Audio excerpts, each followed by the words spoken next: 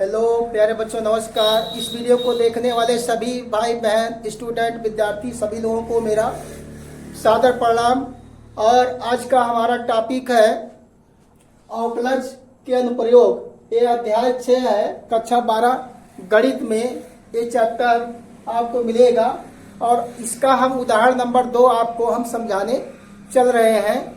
इसमें आप देखिए लिखा गया है, एक घन का आयतन 9 सेमी क्यूब पर सेकंड की दर से बढ़ रहा है। यदि इसके कोर की लंबाई 10 सेमी है तो इसके पृष्ठ का क्षेत्रफल किस दर से बढ़ रहा है, यही आपको ज्ञात करना है। प्यारे बच्चों, क्वेश्चन तो बहुत आसान है, लेकिन आपको जब समझ में आ जाएगा तभी ये क्वेश्चन आपको आसान लगेगा, अन्यथा एक क्वेश्चन आपको बहुत कठिन लगेगा। जो है यहाँ पर देखिए आपको आयतन, यहाँ पर घन का आयतन दिया गया है। घन के आयतन का फार्मूला क्या होता है? घन का आयतन बराबर भुजा का क्यूब होता है। तो यहाँ पर हम क्या करेंगे, मान लेंगे कि माना, यहाँ पर हल लिख देते हैं, लिखेंगे माना घन का आयतन, घन का आयतन, यहाँ पर लिख देते हैं सही ढंग से, घन का आयतन V तथा घन की भुजा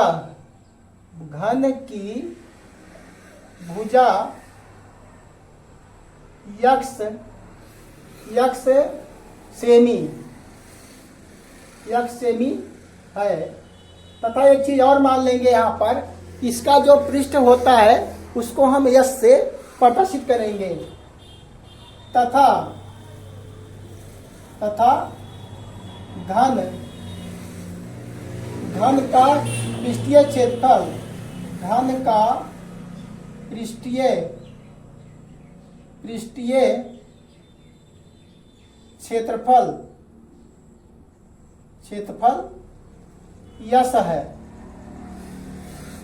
वीडियो को आप पूरा लगातार देखिएगा, इसमें बहुत ही मजा आएगा। और यह क्वेश्चन जो है बोर्ड पेपर में कई बार पूछा भी गया है। चलिए यहाँ पर आगे, इसको यहाँ पर पहले हम क्या करेंगे, मानेंगे। अब यहाँ पर आपको दिया गया घन का आयतन 9 सेमी क्यूब पर सेकंड की दर से बढ़ रहा है। इसका मतलब क्या है कि आपको दिया गया है dv अपान dt बराबर दिया गया है 9 cm क्यूब प्रति सेकंड, 9 सेंटीमीटर क्यूब प्रति सेकंड आपको दिया गया है। और यहाँ पर यक्स की लंबाई, यहाँ पर आपको अभी जब उस पर रखेंगे तब वहां पर जो है हमारा काम लगेगा।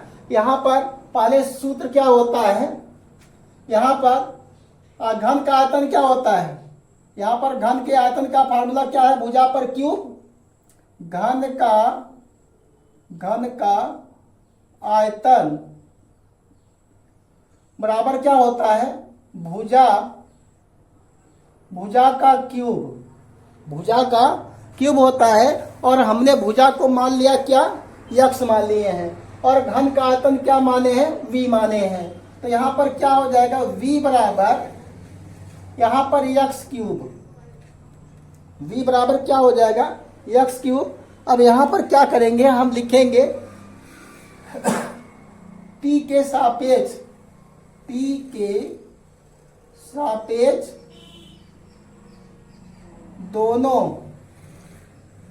दोनों पक्षों का अवकलन करने पर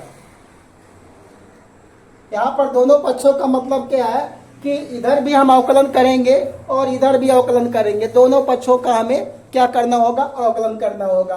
तो यहाँ पर हमें मिल जाएगा, t के सापेक्ष कर रहे हैं तो यहाँ पर क्या लिखेंगे, dv अपान dt। और यहाँ पर क्या मिल जाएगा, इसका जब अवकलन करेंगे तो मिल जाएगा 3x² और यहाँ पर dx अपान dt, dx अपान क्या मिलेगा dt। ये श्रृंखला नियम से जो है हम अवकलन कर रहे हैं जो है यहाँ पर। अब हमें यहाँ पर दिया गया है, यहाँ पर घन का आयतन देखो, यहाँ पर dv अपान dt का मान मिला है हमको क्या 9, यहाँ 9 रख दिया जाएगा। यहाँ पर क्या हो जाएगा 3x स्क्वायर, यहाँ पर हो जाएगा 3x स्क्वायर और dx अपान dt, dx अपान dt। अब यहाँ पर हम क्या करेंगे, इसका हमें काम लगेगा, dx अपान dt का हमें काम लगेगा। तो क्या करेंगे हम, यहाँ पर dx अपान dt का मान निकाल देंगे। dx अपान dt बराबर क्या मिल जाएगा हमें 9 बाई क्या हो जाएगा 3x स्क्वायर। इसको मान लेंगे हम समीकरण नंबर 1, इसको मान लिया जाएगा क्या समीकरण नंबर 1 मानेंगे। अब इधर से यह दिखाई नहीं देगा तो यहाँ पर हम क्या करेंगे, इधर का मिटाएंगे, इधर का हम क्वेश्चन थोड़ा सा हम मिटा देते हैं, उसके बाद सॉल्व करेंगे यहाँ पर। इसके बाद देखिए यहाँ पर, इसके बाद आपका क्या निकालेंगे, हमें आपका देखिए यहाँ पर घन का पृष्ठीय क्षेत्रफल दिया है। तो घन का पृष्ठीय क्षेत्रफल बराबर क्या होता है, घन क्या लिखेंगे, घन का पृष्ठीय क्षेत्रफल, पृष्ठीय क्षेत्रफल बराबर क्या होता है, यहाँ पर 6 इंटू क्या होता है भुजा का स्क्वायर, 6 इंटू क्या होता है भुजा का स्क्वायर होता है।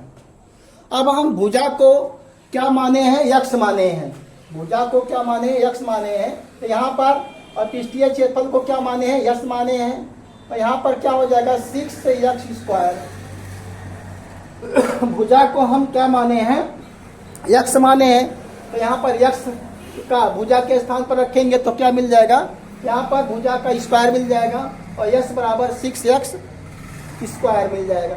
अब इससे भी हम क्या करेंगे, t के सापेक्ष दोनों पक्षों का अवकलन किया जाएगा। यहाँ पर क्या लिखेंगे, t के सापेक्ष दोनों पक्षों का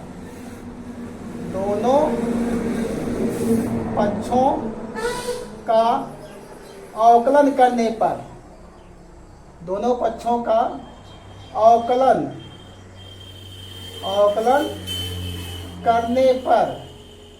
करने पर प्रॉपर ढंग से हम बता रहे हैं। टाइम थोड़ा आप देंगे तो आपको बहुत ही अच्छे तरीके से समझ में आ जाएगा, उसमें कोई दिक्कत नहीं रहेगी। क्योंकि अगर एक क्वेश्चन आपको समझ में आ जाता है, इस टाइप के कितने क्वेश्चन आप समझ लेंगे उसकी कोई भी काउंटिंग नहीं है। जो है आप हजारों लाखों क्वेश्चन जो है इस टाइप के आप सॉल्व कर सकते हैं, लेकिन एक क्वेश्चन तो समझ में आ जाए। यहाँ पर प्रॉपर ढंग से हम बता रहे हैं, यहाँ पर t के सापेक्ष क्या करेंगे, दोनों पक्षों का अवकलन करेंगे। तो यहाँ पर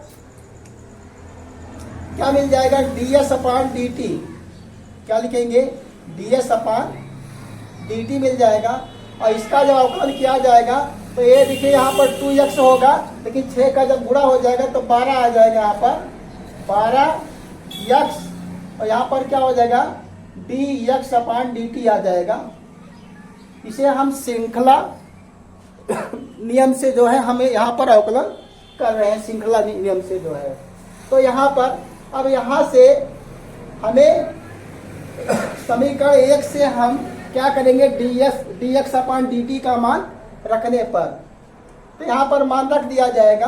तो यहाँ पर क्या मिल जाएगा, ds अपान क्या हो जाएगा dt और यहाँ पर 12x और गुणे क्या मिल जाएगा, dx अपान dt का मान क्या होगा, यहाँ पर 9 बटे में क्या है 3x स्क्वायर दिया गया। क्या लिख देंगे समीकरण 1 से,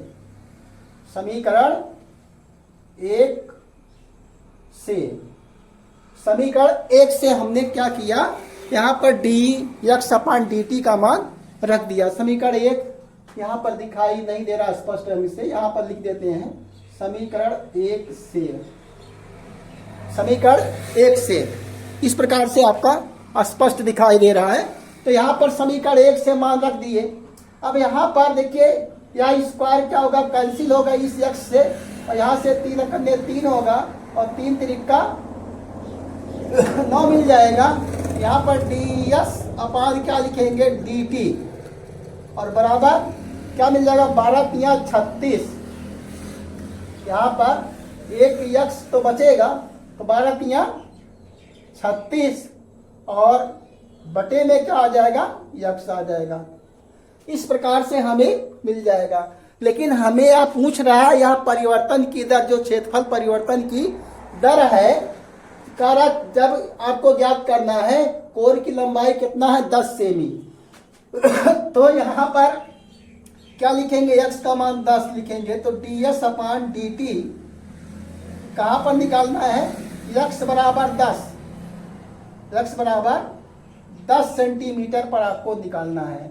तो यहाँ क्या लिखेंगे 36, और यहाँ पर क्या करेंगे x का मान रख देंगे, तो यहाँ क्या मिल जाएगा 10 मिल जाएगा। 10 से जब भाग दिया जाएगा, हम नीचे यहाँ लिख देते हैं, 10 से जब भाग देंगे तो 3.6, 10 से भाग देंगे तो 0.1 अंक के बाद लग जाता है। सब जब 100 से भाग देते हैं 0.2 अंक के बाद लग जाता है। तो यहाँ पर हम भाग दिए। अब यहाँ पर देखिए जो हम मात्रक लिखते हैं, मात्रक क्या लिखेंगे, यहाँ क्षेत्रफल है, तो क्षेत्रफल आपका क्या होता है सेमी स्क्वायर में होगा या मीटर स्क्वायर में होगा। तो इसका मात्रक क्या हो जाएगा सेमी स्क्वायर, और पर टी क्या हो जाएगा, नीचे टी है तो टी आपका सेकंड में है, यहाँ पर सेकंड में के लिए हम यस लिख देंगे। यही क्या हो जाएगा प्यारे बच्चों, आंसर आ जाएगा, ये आपका उत्तर हो जाएगा। इस प्रकार से यह क्वेश्चन जो है आपका सॉल्व हो जाएगा। और इस प्रकार से आप यहाँ पर हमने क्या किया, सबसे पहले मान लिया कि घन का आयतन क्या है v है, तथा घन की भुजा क्या है x है, और घन का पृष्ठीय क्षेत्रफल क्या है आपका यस है। उसके बाद dy अपॉन dt का मान आपको दिया गया है। हम आशा करते हैं यह क्वेश्चन आपको बहुत ही अच्छे तरीके से समझ में आएगा। इस प्रकार से हमने क्या किया, dv अपॉन dt का मान तो यहाँ पर दिया गया है, फिर आपका घन का आयतन का सूत्र लिख दिया है, भुजा पर क्यूब, यहाँ पर v बराबर x क्यूब आ गया। t के सापेक्ष अवकलन किए तो dv अपॉन dt आ गया, यहाँ 3x square dx upon dt 9, यहाँ पर क्या आ गया, इसका मान आपको दिया गया dv अपॉन dt, यहाँ 9 रख दिया, 3x square dx upon dt, फिर dx अपॉन dt का मान हमने क्या किया निकाल लिया। अब घन का पृष्ठीय क्षेत्रफल यहाँ पर क्या है 6 है, इंटू क्या होगा भुजा स्क्वायर होता है, तो इसमें हमने भुजा को माने हैं क्या माने हैं x माने हैं, तो यहाँ पर x रख दिए। उसके बाद क्या आपको t के सापेक्ष फिर अवकलन किए, तो यहाँ ds अपॉन dt बराबर क्या होगा 12x और dx अपॉन dt आ जाएगा। श्रृंखला नियम से आपका अवकलन हो गया। अब यहाँ पर ds अपॉन dt, यहाँ 12x आ गया, dx अपॉन dt का मान यहाँ से समीकरण 1 से हमने रख दिया, तो 9/3x स्क्वायर आ गया, x स्क्वायर यहाँ से एक x कैंसिल होगा, नीचे एक आपका x आएगा, और आपको यहाँ परिवर्तन की दर x बराबर 10 सेमी आपको दिया, इस पर निकालना है, इसलिए x बराबर क्या रखेंगे 10 रखेंगे, और यहाँ पर 36 बटे आपका 10 आ जाएगा। 10 से जब भाग देंगे 0.1 अंक के बाद लगेगा। प्यारे बच्चों इस प्रकार से हमने इस क्वेश्चन को समझाया। आपको वीडियो अच्छा लगता है लाइक सब्सक्राइब जरूर कीजिएगा और सपोर्ट भी कीजिएगा, कमेंट भी कीजिएगा यह क्वेश्चन आपको समझ में आया कि नहीं आया, कमेंट जरूर कीजिएगा, और अच्छा लगेगा तो वीडियो लाइक जरूर कीजिएगा। इसी के साथ नमस्कार, जय हिंद, जय भारत।